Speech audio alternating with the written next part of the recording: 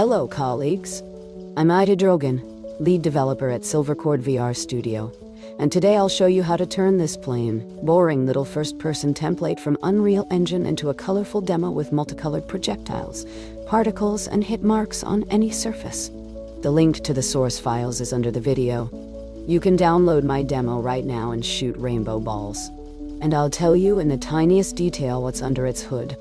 Let's find the projectile blueprint, BP first-person projectile, and see what it's made of. It's a spherical mesh wrapped in a collision component, and for this actor there's a hit event, meaning the moment it interacts with another actor in the scene. By default, the projectile disappears immediately after hitting a physics-enabled object. If it doesn't hit such an object, it bounces off all obstacles and disappears after a while. Okay, let's make the demo more interesting. First, we'll create a folder to store particle systems. I called it VFX. Then inside it, we'll create a Niagara system based on a ready-made template called Fountain. This will be the trail the projectile leaves in the air. We'll name the system Ennis Trail. We get a nice little fountain, and in principle, we can already attach it to our projectile. We go into the BP first-person projectile blueprint and add a new component to its collision component. We need a Niagara particle system component. As the asset, we assign the Ennis Trail system we just created. If we now look in the viewport, we'll see a fountain of particles shooting upward from our ball. Now this fountain is stuck to the projectile and follows it. Probably a cartoon bomb with a burning fuse would look something like this. But we want the trail to be a bit less fountain-like. So let's go into the fountain emitter and change some settings. First, I reduced the velocity range by 10 times so the system wouldn't shoot the fountain upward, but instead look more like a tail. I also increased drag to 1, and I reduced the number of particles to 40. The particles looked too large to me, so I shrank their size from 1 to 6. Let's also create our own particle material that will be more radiant. We find the original material and duplicate it. I called it Default Sprite Material Glow, then moved it into our Projects Materials folder. In general, it's good practice not to use anything directly from engine content, so even if I weren't changing the material, I'd still make a copy. We open the new material and multiply the final color by a scalar parameter for glow intensity. Let's call it glow intensity, and let it default to 100. We feed the result into emissive color, and now our particle glows. We replace the emitter's material. Now we just need to change the particle color, and I suggest we immediately create a variable for this, so we can change the tail color dynamically. A linear color variable called color. By default, the color is orange. We drag the variable into the color field, and one more touch I always add to my particles is a small hue shift. We set hue shift range from -0.01 to +0.01, and the color instantly becomes less boring. For magical effects, you can widen this range to get even more color variation. I'm happy with this tail, so now let's add a particle system at the projectile's hit location, so the ball sprays a fountain of sparks. Let's create another particle system in the VFX folder, this time based on the omnidirectional burst template. Let's name it Ends Hit. I'm fine with this system in its original state. I just want to replace its material with the one we just created, Default Sprite Material Glow, and create a variable to pass the color exactly as we did for Ennis Trail. Also, orange by default. We drag it into the color field and change color mode to random hue saturation value. Hue shift range from -0.01 to +0.01. Now let's spawn this particle system at the projectile's hit location. On the hit event, we add a sequence, and for now, regardless of further logic, we just spawn the particle system at every hit. The node is spawn system at location, template Ennis hit, and for location, we pass the projectile's impact point from the hit node. This is the exact collision point. We run the game and see what happens. Indeed, sparks fly out at the projectile's impact point. But before the projectile disappears, something strange happens. It's as if the collisions happen multiple times and we get a bunch of fountains. Also, I want to control the number of projectile bounces so it doesn't roll aimlessly around the scene. So let's refine our blueprint. We'll create an integer variable hit count, which will store the projectile's bounce count and increase it by 1 every time the hit event occurs. For the NS hit particle system, we bind the on-system finished event to destroy the projectile after the explosion animation ends. But we can't just destroy the projectile on the first hit, otherwise there will be no bounces. So we'll declare another integer variable max count to define the maximum number of bounces. I think it should be set when the projectile is spawned. And for now, let's keep it at 1 for easier testing. Now we compare hit count with max count. And only if the hit count exceeds the allowed maximum do we destroy the projectile. But our logic doesn't seem to work. The projectile still bounces all over the scene and sprays sparks. The culprit is delayed actor destruction. While the particle animation is active, the projectile keeps colliding and triggering hit. Let's fix that. First, we move the particle system spawn into a separate event, spawn hit system, to untangle the spaghetti on the graph. We pass location as a parameter. The condition for destroying the projectile also goes into the inputs. Let's call it destroy actor. We wrap this event in a nice comment box. If you forgot, you can do that by pressing C. Now let's handle the bounces for a projectile marked for destruction.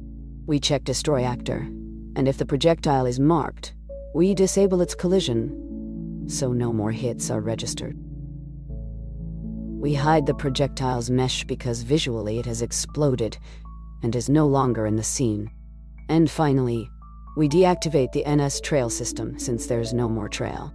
This way, we destroy all parts of the projectile except the NS hit system, which will finish its animation before the actor is destroyed. We call the spawn hit system event on hit, pass impact point as location, and as destroy actor pass the comparison of bounce count with the maximum allowed.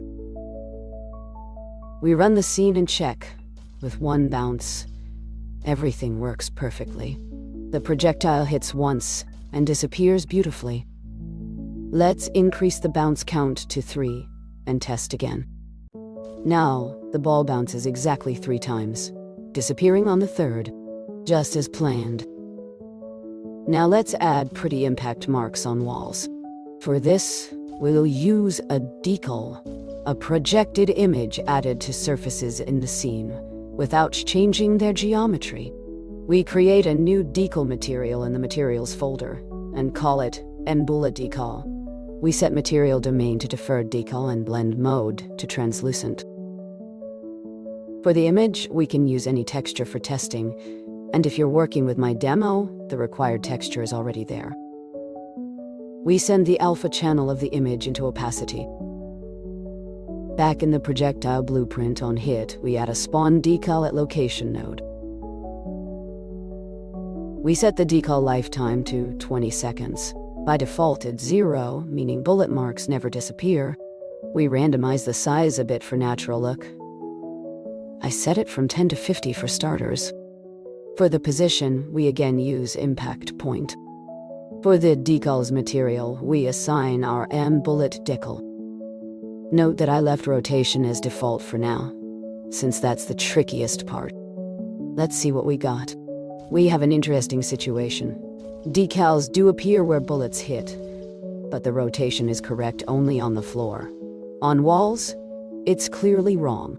Also, they're huge, so let's fix that. We reduce the size a bit and calculate the rotation. Hit result gives us not only impact point, but also the surface normal at the hit point. Impact normal. And this will help us. But we can't just pass the normal into rotation. Rotation requires full orientation in space, while a normal is just one direction. So we use the make rotation from axis node to convert the normal into a full rotation.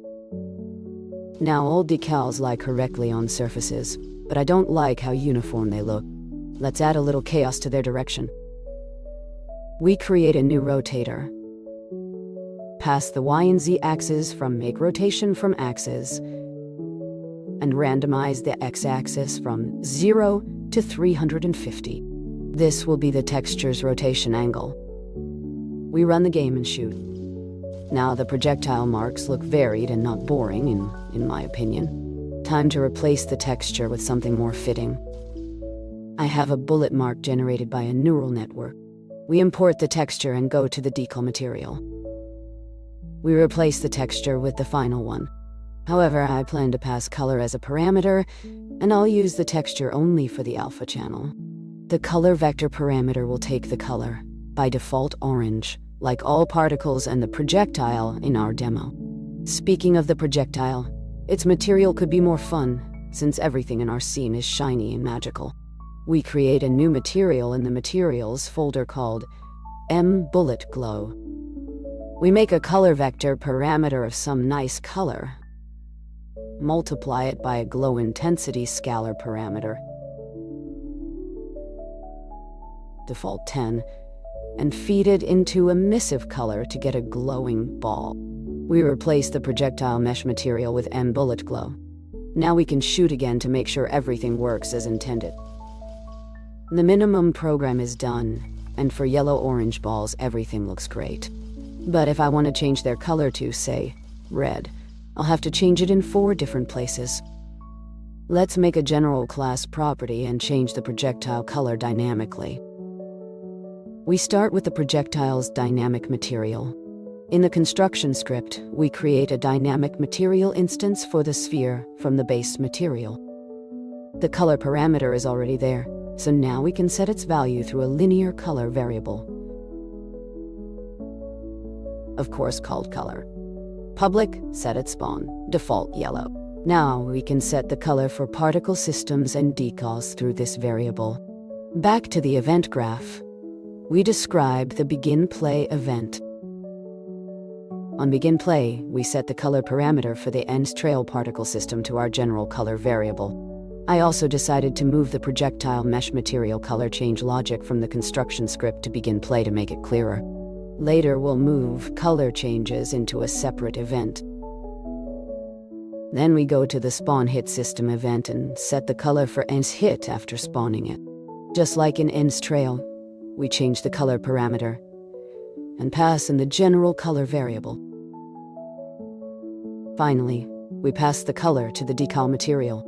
After spawning the decal, we create a dynamic material instance for it and pass the color variable into its color parameter exactly as we did for the projectile material.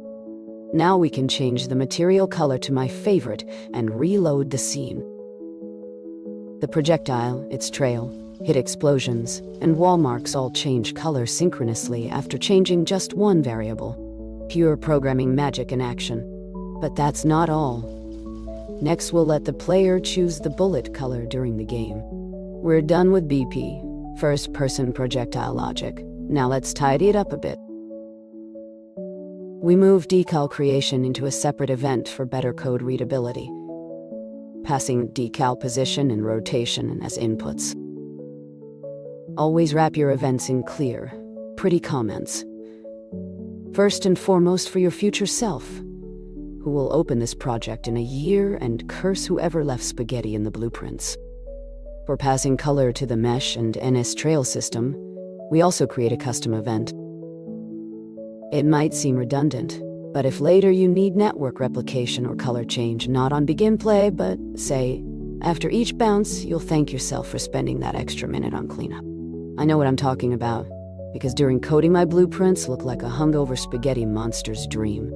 By the way, I usually highlight begin play in green to find it more easily. We check if anything got lost along the way, and after that we can consider the projectile blueprint done. If you want to examine it more closely without scrubbing through the video, download the source files or check the project's Git README. There are screenshots of the spaghetti there. And one more important thing I forgot to show. Let's change particle rendering from CPU to GPU for better performance. In ENS Trail's emitter properties, Change sim target from CPU sim to GPU compute sim and set calculate bounds mode to fixed. Do the same for NS hit. This way, we move particle simulation from the CPU to the graphics card. On such simple systems, the performance boost may be minimal, but it's still good practice in game development. Now let's give the user the ability to change projectile colors. For this, we go into BP weapon component, where the projectile spawn logic is described. We find the node that creates the projectile. Our color parameter is already there. Now we can change the color at the moment of projectile spawn. If, for example, we create an array of colors and choose one at random, we can get a rainbow. Rabbits, on. Yachts, go. Boating, in Venice. How did you memorize the rainbow colors as a kid? Share your versions in the comments. I'd love to know. Meanwhile, in our scene, it looks like a herd of unicorns threw up. And magical dust of unknown origin is flying everywhere. Personally, I like it, but I'm a programmer first and a mushroom fairy second. So let's make the color chaos a bit more controlled. Back in BP weapon component, we move the projectile color into a variable called bullet color. Then we assign keys to change projectile colors.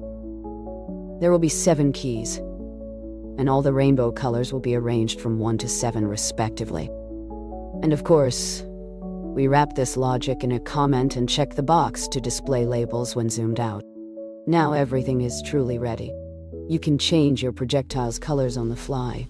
Surely you'll find a practical use for this mechanic in your games, and share it with me in the comments. Thank you for your attention, and I invite you to subscribe to the channel and like this video. May your games be exciting and your programming enjoyable.